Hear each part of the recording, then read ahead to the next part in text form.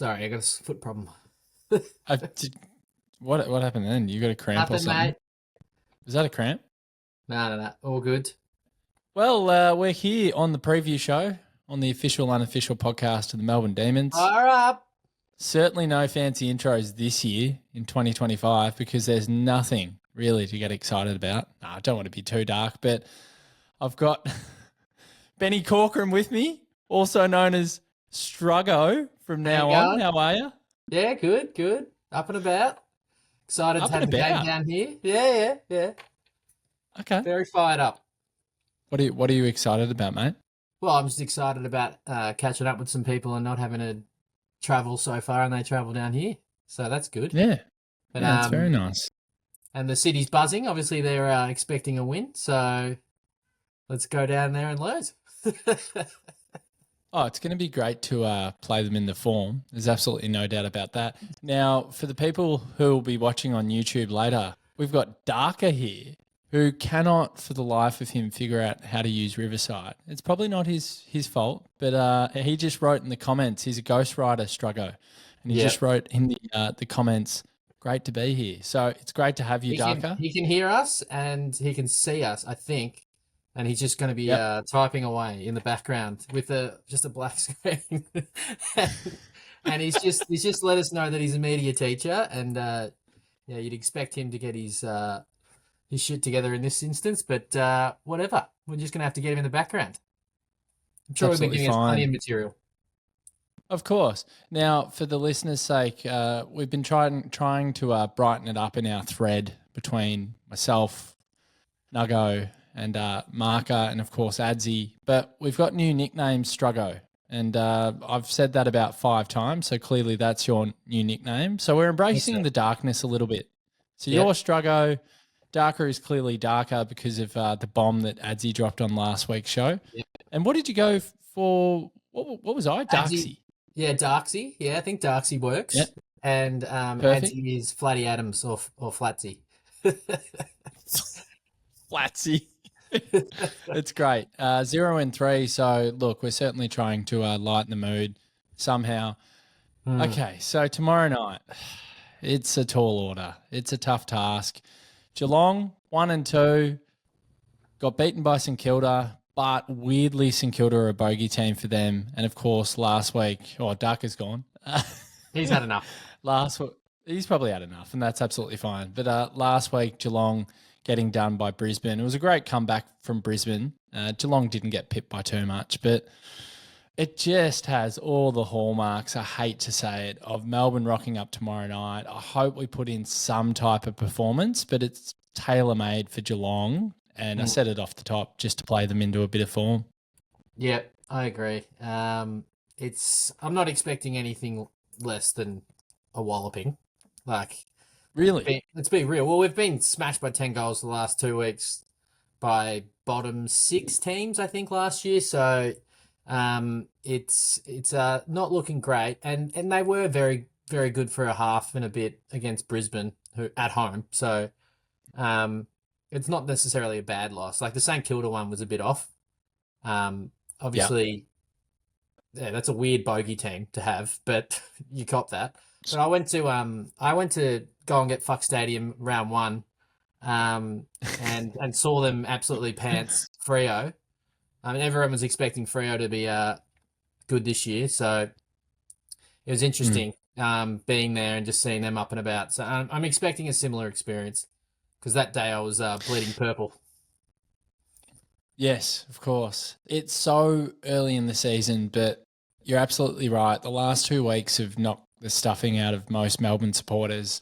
I've started to look ahead to what 2026 looks like. I've started to think about what a new coach would do to this group and who we can potentially get in. I've even started having conversations with people about who we should potentially trade. It sounds so defeatist and so negative because it's early April and we're coming into round 4. Yeah. But that's where my head has been. The only thing I'll say though, and we should get positive and we should look at it glass half full. Darker has just commented.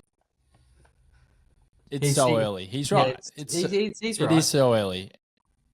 And we shouldn't be too pessimistic, but I'm really excited about seeing Harvey Langford again. Yeah. I'm really excited about seeing Caleb Windsor back into the lineup. And I'm so excited, and Nug, I know you love this bloke more than most, just to see Kozzy running around playing footy again. Yep. Got the bobblehead right here.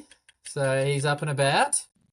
Yeah, Nice. well, obviously he completely changes our team. So it'll be very interesting to see if he just goes straight in the middle and actually stays there instead of just doing the centre bounces at the start of quarters, which he's done in the past. I'd like him to try and move into a Rankin sort of role.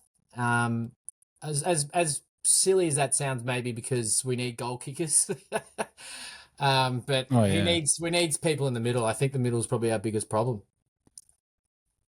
For sure. Now, Darker's written a few things here, so reiterate that point. He's saying it's so early. I feel like this is a completely different side. It takes time to adjust.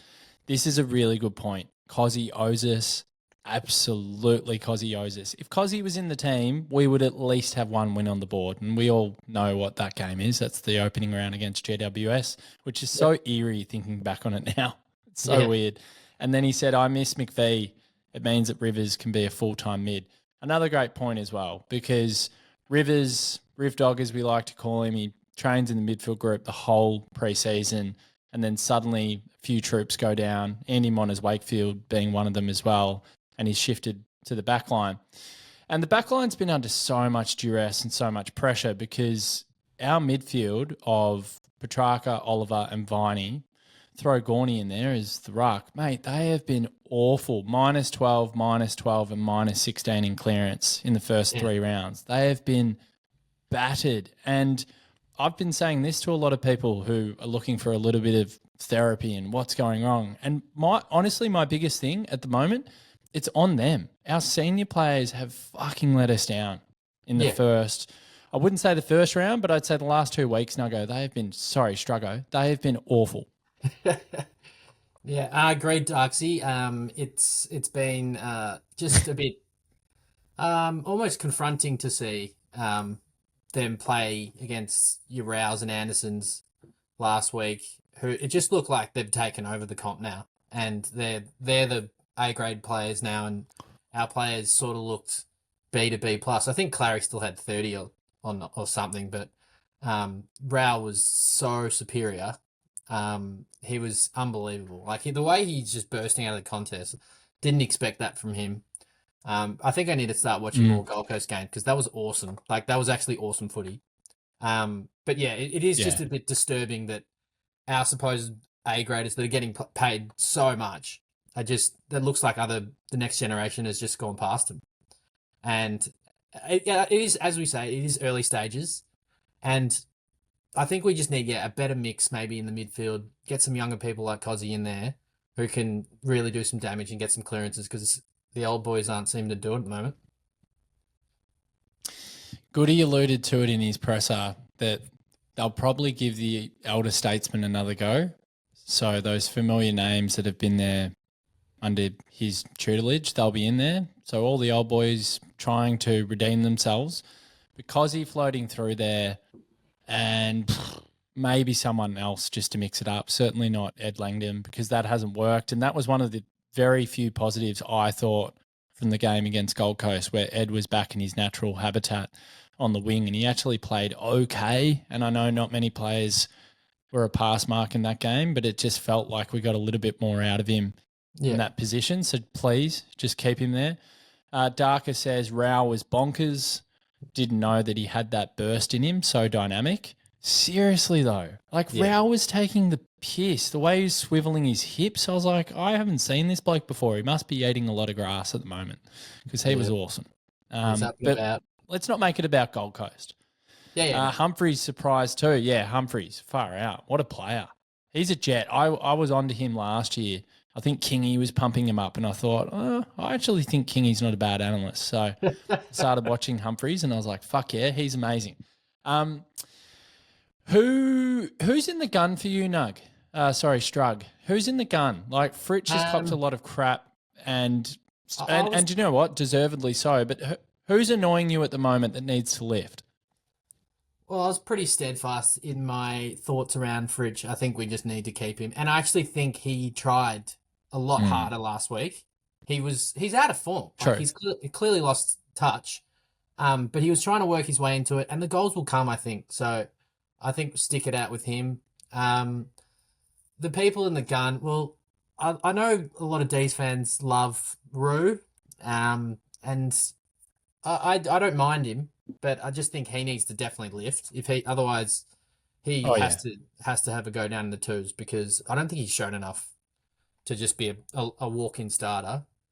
Um, Yep. I don't know. It's a hard one to just pinpoint. Like obviously there's your Billings. Like I don't know how he snuck back in. That was funny, but Yeah.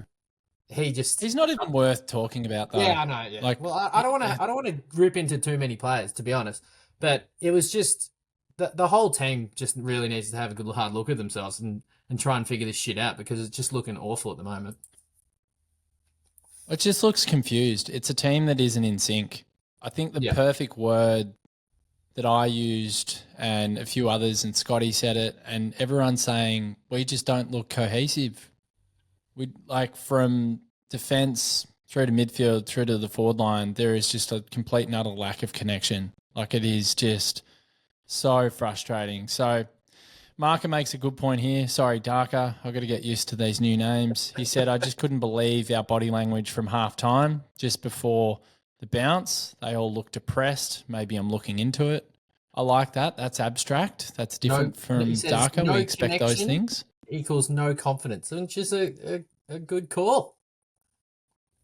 Well, he's spot on. Like, they do look confused. The amount of kicks that they were taking out of D50, little 15, 20 metre passes, the Mm. 45s into the corridor that we were missing. We missed so many. Clearly, we're trying a different game plan because Yeah. I haven't seen Melbourne really do that under Simon Goodwin, particularly the last few years. I think in 2018 we let rip a little bit. We conceded bigger scores, but we also just had a bit of fun and played a bit of slingshot. Yeah. But it was bloody depressing. Marcus says it was like watching in 2013. So I mean I agree with him. Like It was like it the genuinely most. felt it felt white flag for me, Struggo. It felt Yeah, white flag where Melbourne just conceded very early in that game, and that's not it did. us. And It was well, grim, it's annoying. and the you could tell like it was so weird to see the player that looked like it was trying the hardest was Harvey Langford because he was playing his first real game of AFL footy and he was trying his Yeah. absolute ass off. And you just need more players to do that because yeah, I think there was a lot of dropping heads, and like there is some passengers. Like it's a new looking team this year with some players in there, and I don't know if they're up to it to be honest. But well it'll take us a while to really figure out where this team's at. Like it's gonna take us another 5-6 rounds, but I don't know. I don't think we're going to expect much change this week to be honest. Well, I mean, there's going to be changes. There's going to Oh, be it some changes to the decent team, players maybe coming with into the. personnel, but like change to the game style Yeah. and the actual result, I'm not sure. I think one of the things that works in our favour is just purely the fact that GMHBA is a lot thinner in terms of the width of the ground. Like it's a lot narrower. So the one thing I've been hypercritical of is our defence. I put them on notice at the start of the season. Everyone was talking about the forward line, and that continues to be a work in progress. But I thought defensively, I was worried about how we would go, just purely because I feel like Harrison Petty, very slow when the ball hits the deck. Stephen May, incredibly slow when the ball hits the deck. Jake Lever's had problems with that.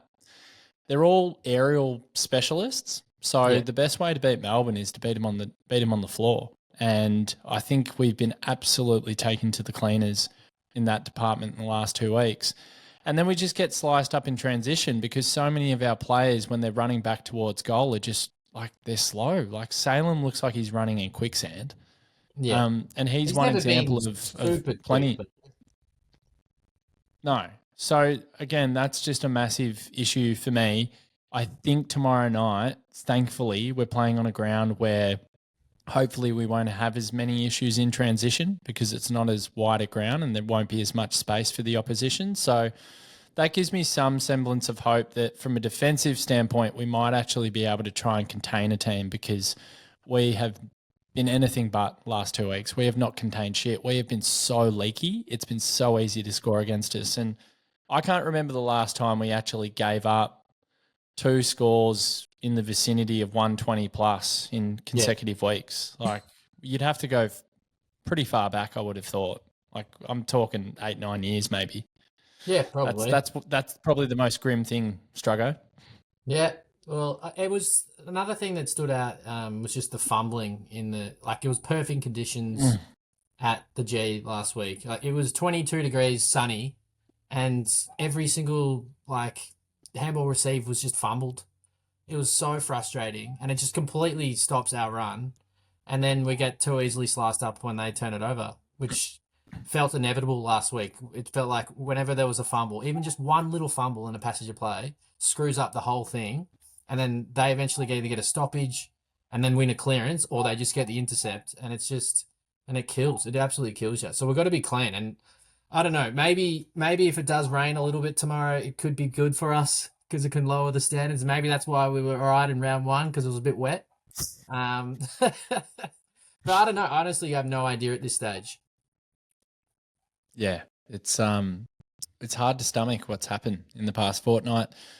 Darker says last decent game that Petty played was against Geelong. He got the 3 Brownlow votes, I think, round 8 last year against Geelong. That famous victory, Bailey Fritsch, the dribbler. We all thought that it was flag. We were telling the Geelong supporters where to go after it. How's the turnaround since then? Well, the turnaround, I said it on the post-match show at the pub, the turnaround is 5-13 since that game. That's crazy. And the 5 games we've won is the shit version of the Suns from last year, the shit version of St Kilda from last year. I mean, they're always pretty shit, but they might be okay this year. And then it was the Dons who were just about to fall off a cliff. Like, we got them at a good time. And then we beat North and West Coast. They're our only wins in the past 18 games. They are not top quality, good caliber wins, if you want to put it that way. So, yeah. That's where we're at. What was that? Our last win on the G? That's Darker asking. No, I think it was West Coast on that Sunday Arvo. I believe in July. Yeah, that was a big game. I think it would have been that one. Or maybe it was even Essendon. But God, it feels a long time ago. Who scares you for Geelong, Nug? They've got so many stars like Bailey Smith, Stengel. He can play. Graham Myers, the assist king. Jeremy Cameron. Yeah. Max Holmes is a jet. Who scares you? It's not really a single person. Oh, I guess you can't not be scared by Jez, and I feel like this is a night where he would revel in it. But they're just an even team across the board, and they don't really have any shit players. So I don't know. Jez would stand out, but I went there on round 1 and watched Bailey Smith just tear up Freo. So that was annoying, and a little bit confronting. But no particular person. It's mainly just the coach. I think just Chris Scott scares me because I think he's just way better than Goody. Intimidating. He's just a good coach. They know how to score. Yeah. They know how to score. They're so good at scoring. Darker actually said it just here in the MSN chat thread. He just said Cameron's the one for him. They are clinical going forward. They simply know how to score, and gee, we don't. They're really clinical. Like when teams turn over the ball, they are deadly in transition. The best teams are. Like Geelong are so good at that. So, it's a bit of a daunting, scary proposition. I think my hope, even though we're trying to implement a game plan that apparently means we'll score more, but we haven't really seen it yet, I would just go away with it tomorrow night. Like, what's the point? Like, I'm all about, can we just make it ugly scrap in the same way we did against Nah. Geelong last year? Nah. I think that was 74-66 off the top of my head. Can we just make it just absolute dog shit so we can at least be a chance of hanging in a game for longer than 2 quarters? That's almost where my head's at, instead of implementing a new game plan. Whereas some people are going, no, let the game plan stay the course. Why? I don't think we're going to – this coach isn't going to be around. We're going to have a new game plan at some point. Like probably next year we'll have a new coach at the helm with a different game plan. So I don't know. They won't change it. They're not going to change it. Like it's a good idea, and hopefully it'd be a closer game. But they're clearly, I think they're too stubborn to change it after 3 rounds. Sure. Darker says the same thing. They won't regress. No way. So, yeah, I mean, we'll stick with it. And if we get our pants pulled down again, I don't want to get too dark, but if we lose by 10 goals again, 3 10-goal losses in a row, we're 0-4. Yeah. Where to from there? Like, honestly, the only thing I'm hanging my hat on is Xavier Lindsay, Harvey Langford, Caleb Windsor, like Colton Tholstrup when he comes back. I'm literally just going. Jake Bowie's another one. I've been really impressed with him. I'm just going to go to the footy to just watch growth in those younger players. Like, that's all I'm going to look into. And that's dark, but that's a conceivable world now. It's not that dark. We could easily be 0-6. That's actually all right. I like watching young players develop, and it was awesome watching Bowie kill it the last couple of weeks, or maybe not 2 weeks ago, but he played all right last week. I know it's weird when he's our goal kicker. Like that's not a good sign. But just good watching goal. these young players. Yeah, you got to get around them. There's got to be some positives. Like, obviously, we used to go to the footy and just so we could see the big stars, but now my focus is the same. I'm just looking at those players, and even the week before against North, when Chandler was seemingly the only one who was trying, he was a whipping boy for me, and that he's gone up in my books from that. So I don't know. I'm just looking at Geelong's team, and after you asked me the question before, and that nothing stands out really. Like, they've got some good players, like obviously Brian Myers, Bailey Smith, Max Holmes is a gun, but like they've got Tom Atkins in the middle. Yeah. On paper, they don't look that great, but they're just so well drilled. It's so fucking annoying. Yeah, it's absolutely spot on. It's the thing I said before. Us not being in sync, they are fully streamlined Forever in sync, and they always have been under Chris Scott. It's been 20 years. Forever. Yeah, it's amazing. It's just no matter who the cattle are, players come in, they know exactly what their role is, they know exactly what the game plan is, and they just execute. Like Lawson Humphreys from nowhere. Yeah. Like they got him in, and he's great. And Jai Clark can play. I've been quietly impressed with him. I think he's going to be a player. It's guys like Brad Close who fly under the radar. I think he's a serious footballer. Oliver Dempsey as well, just another one. Can you remember Brad Close with the Max Gawn goal after the siren, though? That's my lasting memory of him. That was amazing. Punched the ball when it was out. What was he doing? So they kicked it out of the ball, and then he punched it out even further, and then Lever got the 50. God, it was good.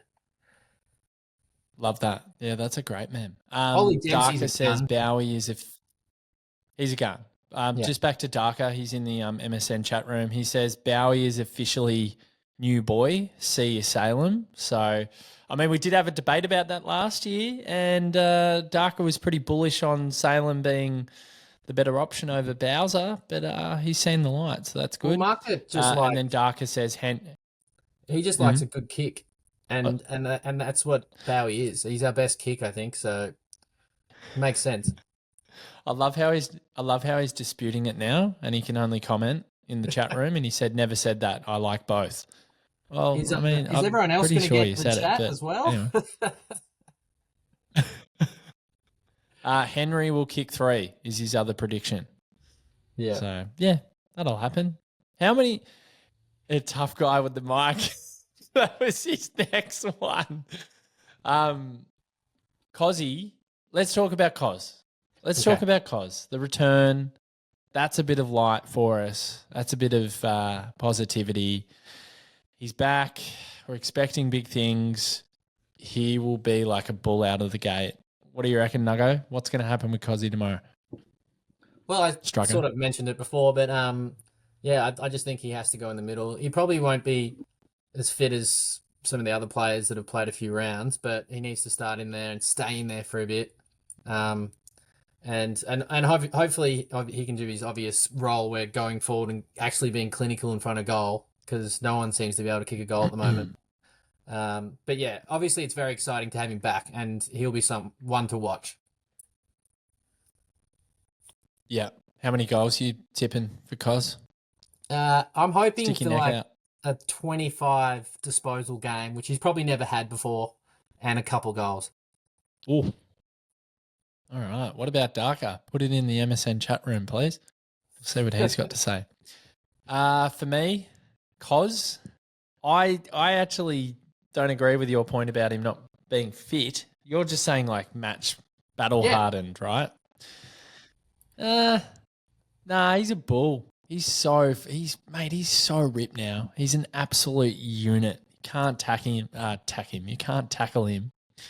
So I reckon he'll be absolutely fine in that regard. Like, yes, he'll probably pull up super sore first game back, and it'll take a bit out of him maybe for next week. Although we do have an 8-day break going into the Dons game and gather round. So I'm really bullish on Pickett playing an incredible game, to be honest. I just reckon he's absolutely primed. We're going to see the best of him. He's going to go to a whole new level this year. I think it'll be something that, again, we can hang our hat on if it's going to be a dark year.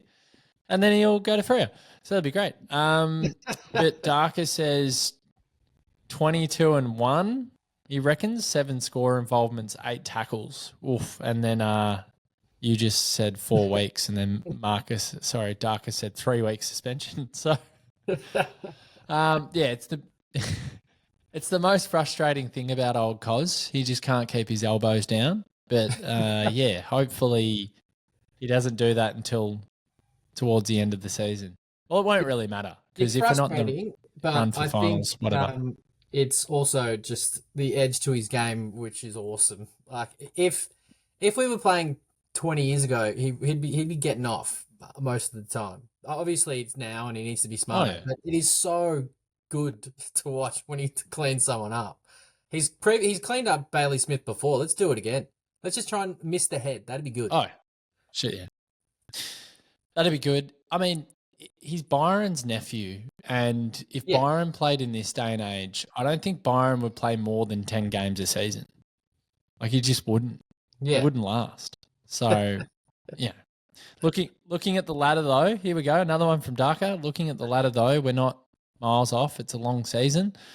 Clutching at straws, he says. Yeah, absolutely clutching at straws. I had this weird little thought that maybe we'll just do what we did in 2015 against Geelong. I think it was Corey Enright's 300th game, and it was Gawn's breakout game. We've spoken about it before, and no one was expecting us to win. Everyone thought we'd get flogged, and it was one of the most famous victories of all time.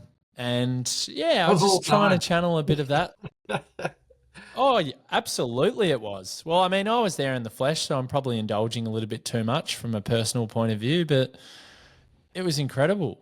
And I just hope we can do a similar thing tomorrow night. And if we won tomorrow night, like, fucking hell, just we would absolutely send it, and we'd have a great night. We're going to have a great night regardless with all the boys, but these are the ones you cherish. Like, I reckon that away wins are the ones you cherish, Struggo. Like the one in Adelaide that we won in 2017. Darker was there. We were all there together. Benny Lee was there. They're the ones you cherish. So if we were to somehow find a way to win tomorrow night, like I'd almost treat it like flag. Yeah, it's a massive if. Seriously. But, looking at it realistically, you'd think we're going to get done. But obviously, if we somehow get it done and be massive, I've got Adsy's baby shower the next day, so that might be tough after a big night on the piss after a win, but we'll see. But I'm expecting. I'm just going in with low expectations, like I have pretty much done this whole year. And I just want to enjoy the Yeah. footy, and I can watch players like Kozzy and Harv go at it, and get up and about. Marca just said, beat the Pies and the Hawks, and I'll be happy. Wouldn't care if we lost every other game. Yeah, I mean, beating Collingwood seems fanciful. Beating Hawthorn, I mean, we've had the wood over them. They're a completely different version now. But, yeah, just give us something this year. Win at King's birthday, beat another big dog. Like a Hawthorn would be ideal, especially if they're still humming. And maybe just give us a famous away victory, like tomorrow night. Give us a few of them, Melbourne. Give us something for this year. Now, the other thing as well, Cardinia Park. It's probably worth mentioning how many games were played down there. Do you want to actually hear it and how it compares to all the other teams? Okay, so this one's in from Luke Gavin, a loyal listener. Shout out to the great man. And he says, games played at Cardinia Park in the AFL era by Victorian clubs from 1990 onwards. Collingwood, have a guess how many they've played since 1990. One. Have a go, Struggo. Darker said one as well. They played 3, but they've only played 1 since 1999. So there you go. Carlton, have a guess how many they've played. 5. What do you reckon? Very good. 6. We'll give you that. So 6 and 3 since 1997. Essendon have played 6, 3 since 1993. 11 for Hawthorn, only 2 since 2006. 16 for Richmond, only 4 since 2010. And this is where it gets quite funny. St Kilda, 20 times. North, 23 times. Bulldogs, 25 times. Melbourne, 25 times. Yeah. It's just crazy. like they talk about equalisation, right, in this league. And why the fuck did they not send the others down? Like it's a cash cow, the AFL, but I just think that's criminal. Some of those other teams should be going down there every third year. They should be. Look, It's crap. I think Why do so as well. we always have to go down?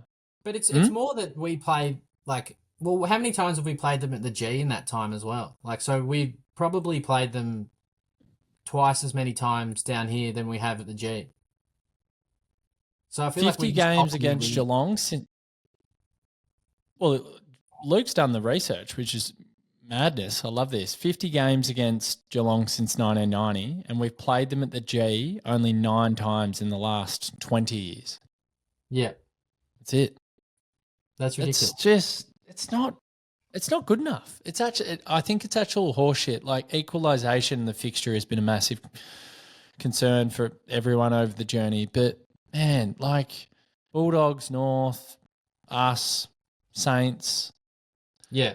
We just cop it. Like, I just think your Collingwoods, your Carltons, your Essendons, why not? Go down there. Go and play every now and again. It's just about gate and revenue for the AFL. And funnily enough, the gate revenues aren't even that important, like in the grand scheme of things, but whatever. So thanks to Luke for that. It's never going to change. It is what it is. We can stoke the discussion, but like we're always going to get the short straw on that one.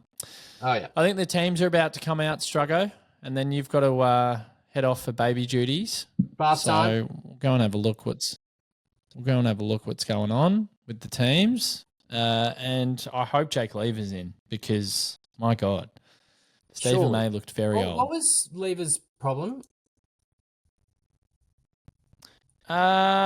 He ankle. Laid Remember? out? He was hobbling off. Oh yeah. Yep. Darker got it. Here we go. Oh shit. Okay. All right. Tom Stewart's back. That's great. So Tommy Stewart's back. So in for Geelong, Tom Stewart, Sean Manor, whatever. Oh, the guy I pumped up who I thought was okay, Jai Clark, he's out. He's probably shit. I'm probably just trying to be clever. Mitch Nevitt is out as well. He's been managed. So the big headline is Tom Stewart's back in for Geelong. Yep. So that's big. Yeah, that's great. Darker says, lol, we have copped a gun returning against every opposition. So unlucky. Couldn't agree more. That's just what we do best, the Melbourne Football Club. And Caleb Windsor's in, Kozzy Pickett, Disco Turner, that's no surprise. He dominated at VFL. And Charlie Spargo's back in. Now the outs. Jack Billings, see ya. Xavier Lindsay, injured, of course. Aiden Johnson, and Blake House has been omitted as well. So, well, I'm happy with what do we make of that? the changes. I think they're all good changes, just looking at it on paper. And it's Charlie Spargo's 100th game, which is good. He was out Huge.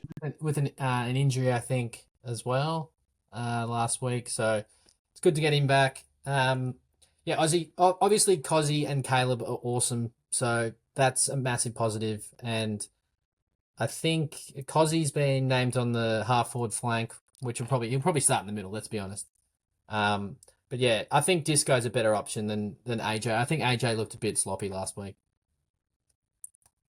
AJ was a bit quiet. I thought his first quarter was great. He was one of the few players that applied some pressure and did some decent things. But as the game wore on, he just couldn't get into it. He only had 5 touches and his impact was minimal. So, yeah, I can see why they've taken him out. Blake Howes makes absolute sense. Positionally all over the shop. I think that was pretty obvious. I'm really disappointed that Jake Lever's not back in because I think we desperately need him. Yeah. But, yeah, I'm with you. Koz, awesome.